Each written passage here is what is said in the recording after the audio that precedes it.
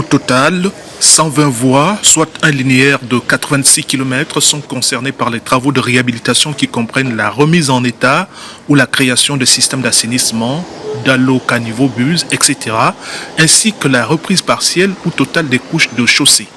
Un chantier à grande échelle qui mobilise près de 100 engins et plus de 200 ouvriers.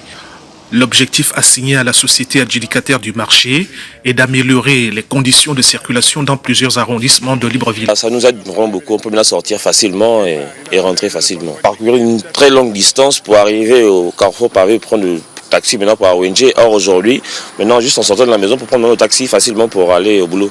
Et ça a augmenté aussi le coût du transport, j'imagine. Oui. Il y a maintenant plus de taxis et de clandos. Or avant, il y avait seulement peut-être 2 ou 3 clandos quand la route était dégradée. Mais aujourd'hui, maintenant, on peut maintenant facilement. Il fallait sortir. miser pour sortir. Oui, c'était 400, 500. Parfois, il faisait le malin, il fallait aller à plus. Et vraiment, aujourd'hui, maintenant, on se sent plus à l'aise.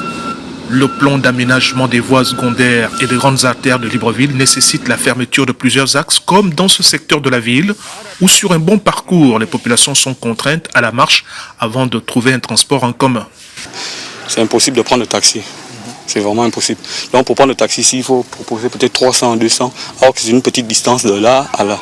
Vraiment, c'est un calvaire pour nous, la population qui vit ici. Dès qu'on sollicite un taximan de nous déposer juste à la sortie là, il dit non mon frère je ne peux pas, car la route est vraiment en mauvais état, je ne peux pas sortir, je ne peux pas abîmer ma voiture.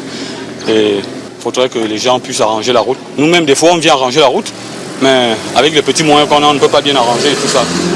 Donc voilà pourquoi la dernière fois certains cadres de cette zone sont allés voir les gens de Colas pour un peu mettre tout ça là. Lancé en 2017, le plan de réhabilitation des voiries urbaines de Libreville tourne depuis lors au ralenti. Pourtant, ces travaux ont bénéficié d'un décaissement de 75 milliards de francs CFA en 2019, soit près de 69 millions d'euros. Sauf énième retard ou changement de dernière minute, ils sont prévus pour durer 11 mois. 11 mois utiles pour un si long et grand chantier qui va signer la fin du calvaire des Librevillois.